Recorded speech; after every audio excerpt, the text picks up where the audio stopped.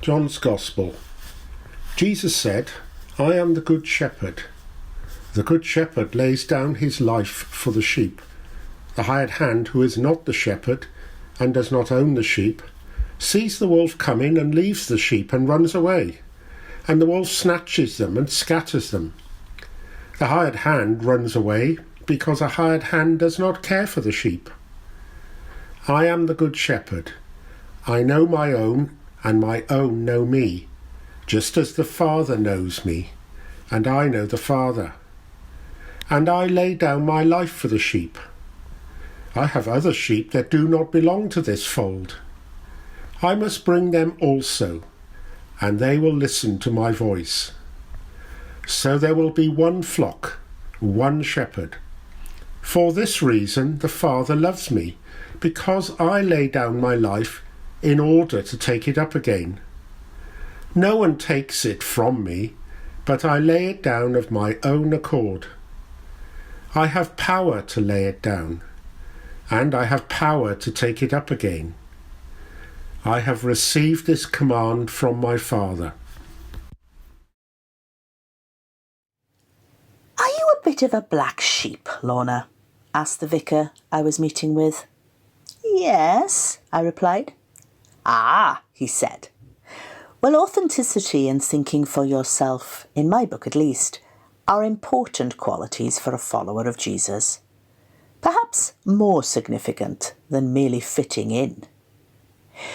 We were engaged in an adult conversation about God, belief and leadership. Now, please don't misunderstand me about black sheep. I am not advocating stubbornness, rebellion, or individualism above community. Not at all. What I am advocating is that following the shepherd is more important than following the herd. And sometimes, when life gets difficult, the good shepherd may lead you down some challenging paths. So you need to pick your shepherd wisely and be able to question as well as trust. Today's text is worth reading alongside Psalm 23 and Ezekiel 34. In it, Jesus tries to make sense of those writings by explaining that he is the good shepherd. The word good in its original language is much more punchy. It means excellent and beautiful. My take on what our text is trying to convey is that Jesus, the beautiful shepherd, fascinates and woos us with the attractiveness of what he's doing. He proves his excellence by clearly demonstrating love for the sheep and by resolving to enlarge his flock with different breeds. He's the shepherd for everyone.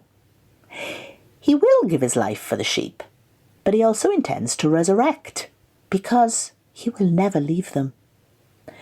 Why would you not want to follow a shepherd like that?